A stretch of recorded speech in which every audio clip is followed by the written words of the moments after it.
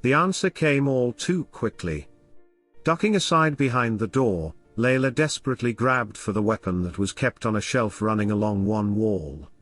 It was a Smith and Wesson revolver, its 6 chambers loaded with armor-piercing rounds.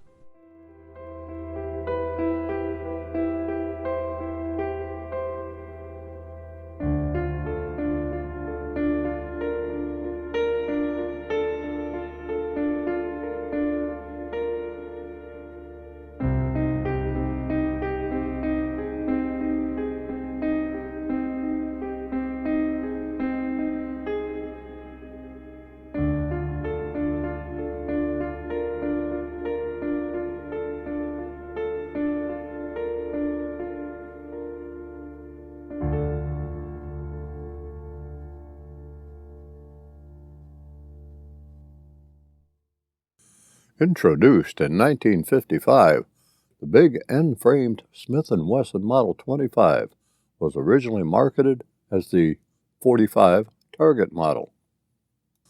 Essentially a modernized update to their World War I era model of the 1917, which in turn was reintroduced as the Model 1950 .45 Army. The .45 target model was a big 5-screw double-action revolver made by Smith and Wesson to use the .45 ACP cartridge with moon clips, or the .45 auto rim without the devices. Standard features at the time included a target trigger and hammer, a high partridge-style front sight, and beefy checkered wood grips with a gold Smith and Wesson medallion inlay. Finished in a deep blue, the guns were originally offered in 4 and 6.5-inch pin-barreled versions. The Model 1955 .45 target heavy barrel was changed to the Model 25 in 1957.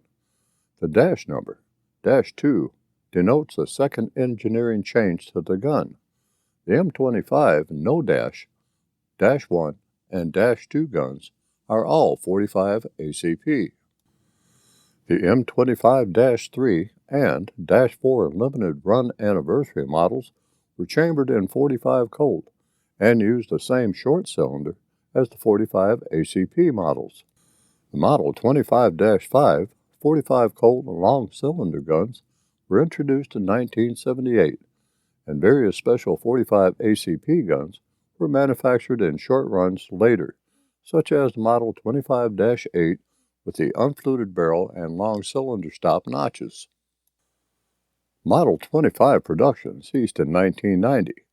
Some M25-2 models were made after 1977, as examples can be found with 6-inch barrels in lieu of the standard 6.5-inch barrels, which Smith discontinued in 1979 when the nominal length was standardized at 6 inches.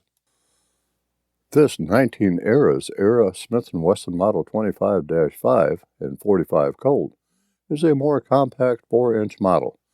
They have a reputation for being accurate and are great examples of Smith & Wesson's high-quality production. This model is what I'm going to talk about today.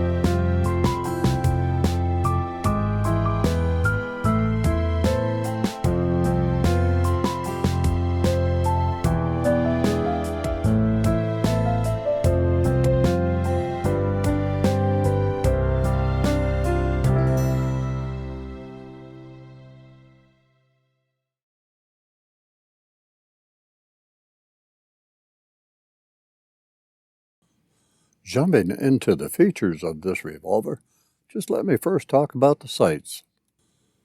The adjustable sights are classic Smith and Wesson. That's classic mid-20th century, not 19th or early 20th century.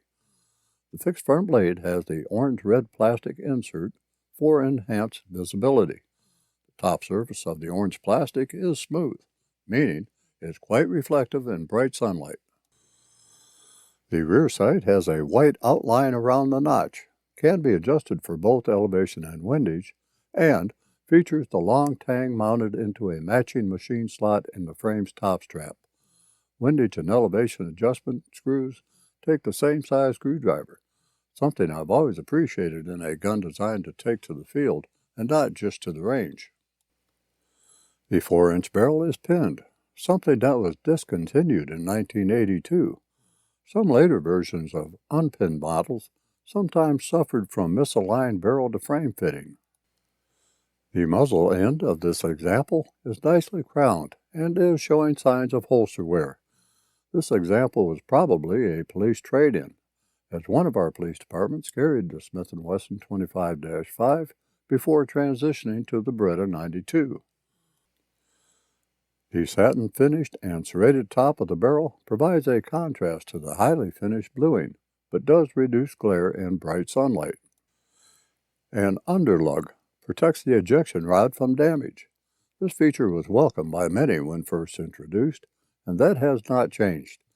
In later versions of revolvers, the underlug was extended from frame to muzzle, as with the 586 and 686 models. Smith & Wesson is roll marked on the left side of the barrel, while the caliber is roll marked on the right side of the barrel.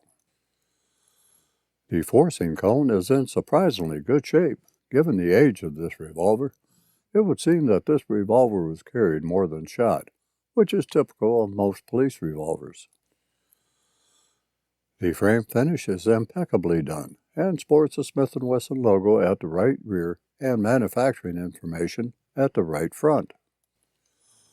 The model and serial number is located in the crane well.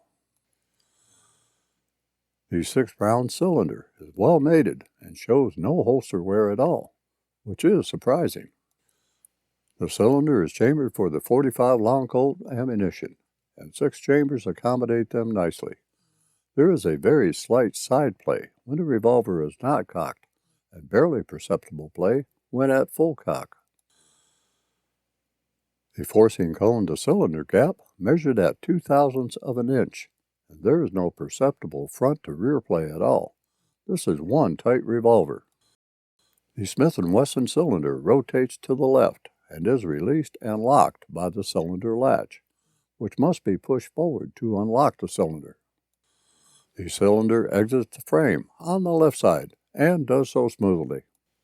The top of the frame is also satin finished to reduce glare and is cut to accept a very long rear sight that is fully adjustable for windage and elevation, and which contains a white outline square-notch viewing portal to the front sight. Just to the rear of that rear sight is an old-school wide target spurred hammer that is aggressively checkered to facilitate manually cocking for single-action fire. On an N-framed Smith, this is an excellent win-win feature. Because it's not a pocket pistol, you don't need a reduced-size hammer. But whether you are or are not wearing gloves when shooting, a wide and well-serrated cocking hammer is a real asset. The firing pin is mounted in the hammer rather than in the frame, like the post keyhole N-framed Smith & Wessons.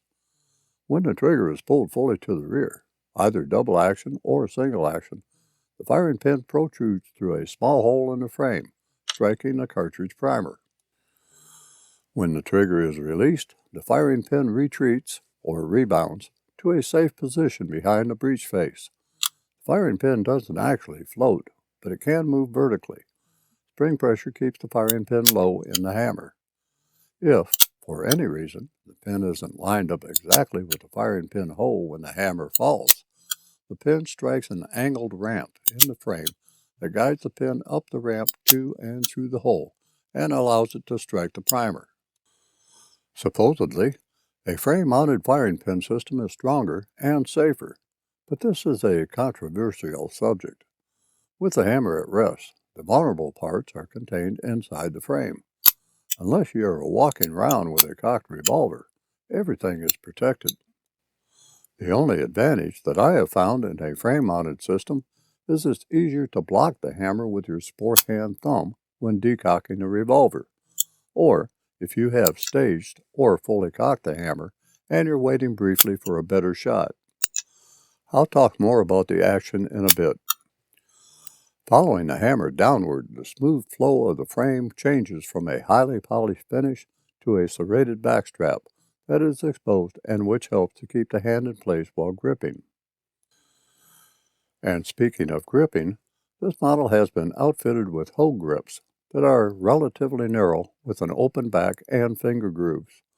The stippled sides provides enhanced controllability for fast follow-up shots. More importantly, they fit my hand perfectly with the open back, allowing proper finger placement on the wide serrated trigger. The rounded and smooth trigger housing is large enough to accommodate a gloved hand. If not, unusually thick gloves are worn. The trigger is more narrow than the trigger guard, ensuring it can't catch the edge of the holster when the gun is returned to leather. Back in the day, when handgun hunters and recreational shooters fired big-bore Smith Single Action, wide checkered trigger shoes became popular, as they allowed the trigger to be pressed slightly sideways while still causing the hammer to fall. Trigger shoes made things easier for those with smaller hands to reach the trigger and shoot those guns equipped with oversized walnut target grips. I have heard stories of guns firing when being reholstered, but I have never witnessed such. Perhaps this could happen when someone tried to holster a cocked revolver, but I do not see it happen when properly holstering an uncocked revolver, trigger shoe or not. Smith and Wesson revolvers are known for their excellent triggers, and this example attests to that. At 9 pounds 3.7 ounces of trigger pull weight, with a 5-pull average, the double-action pull is very smooth and non-stacking. If you pull the trigger quickly, you will probably slide right by the staging point of the trigger's travel, that point where the trigger goes slightly slack and where you can hold the hammer in a cocked position for as long as you like. Pulling the trigger slowly, however, the staging point is more evident. It takes practice to sense the staging point, but once you master it, it is a blessing to use, as it allows you to take the shot with as best a sight picture that can be obtained. While not quite up to single action standards, staging a double action trigger is the next best thing. And, talking about single action, 2 pounds 1.3 ounces of trigger pull with the hammer at full cock will drop the hammer. A bit of over travel exists, and trigger reset is about halfway through the trigger stroke. With all of these physical aspects in the past, let me talk about the cartridge this revolver fires. This year, 2023, marks the 150th anniversary of the Colt Single Action Army revolver. It also marks the same anniversary for the .45 Colt cartridge, not commonly known as the 11.43 by 33 mmR. With the exception of the .45 ACP cartridge and possibly the 9mm, I don't think any handgun caliber has decisively ended as many fights as the old .45 Colt, and most of those were before we learned about the advantages of a large méplat, referring to the flat or open tip on the nose of the bullet, making its way not only into the handgun world, but also with rifles, especially lever-action rifles. The .45 Colt cartridge, although developed in 1872, has been in use since 1873, when Colt won an U.S. Army contract with its 1873 Colt Single Action Army revolver, of which, incidentally, was originally chambered for the .44 Smith and Wesson cartridge. But I am sure that Samuel Colt, had he been alive at the time, would have been rubbed the wrong way using a Smith and Wesson cartridge in one or any of his revolvers, and his own .45 caliber cartridge was the answer to that. The original black powder loading pushed bullets out past 1,000 feet per second. That's hot even by today's standards with modern smokeless powder. But as with today, and with the 10mm, some found the recoil not manageable, and a cartridge was downloaded to result in an 800 to 850 feet per second velocity. Today, in fact, downloaded .45 Colt ammunition, like that found in cowboy loadings of 600 to 850 feet per second, are recommended loads for original and reproductions of 1873 Colt Single Action revolvers, and are recommended fodder for reproduction produced by Uberti, Beretta, Taurus, or the Ruger New Vaquero, as these guns are built on a smaller frame with thinner cylinder walls. Higher loads should only be used in modern large frame revolvers, such as Ruger Blackhawk, Ruger Redhawk, and the original large frame Ruger Vaquero, sometimes referred to as the old model, to differentiate it from the small frame New Vaquero. Now, here is a fact that you may like to know, especially if you have or like the Smith and Wesson Model 25-5. In 1958, a fellow by the name of Dick Casule and two associates, Dwayne Marsh and Jack Vollmer, developed the .454 Casule cartridge. The .454 Casule cartridge is one of the most powerful handgun cartridges in production. .454 Casule generates almost 5 times the recoil of the .45 Colt, and about 75% more recoil energy than the .44 Magnum. It can deliver a 250 grain bullet with a muzzle velocity of over 1,900 feet per second, while developing up to 2,000 foot-pounds of energy from a handgun. While the case length is longer than the .45 Colt case, the case diameter is the same. With the knowledge that the .454 Casule existed, and that chambering a .454 Casule cartridge in a revolver chambered for the .45 Colt cartridge that, when fired, can exhibit a velocity of 900 feet per second with a 250 grain bullet, and exhibits a maximum pressure of 15,900 psi, would be detrimental to both revolver and the person shooting the revolver. Smith and Wesson would have made provisions to the chambers of the cylinders for the .45 Colt cartridge that would prevent chambering the .454 Casule cartridge. Nope, they did not. A .454 Casule cartridge can be chambered in the Smith and Wesson Model 25-5. In no way should a .454 Casule cartridge be chambered in a revolver designed for the .45 Colt cartridge.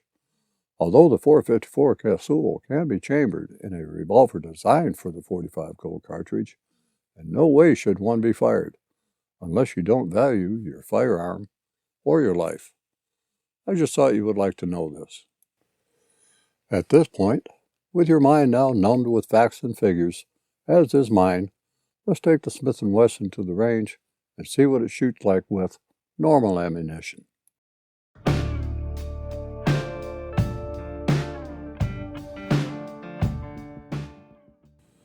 If I had been carrying the Smith & Wesson 25-5 as a duty revolver, it probably would have been stoked with 250 grain bulleted cartridges of the lead semi-wad cutter hollow point style that would travel at somewhere in the vicinity of 900 feet per second.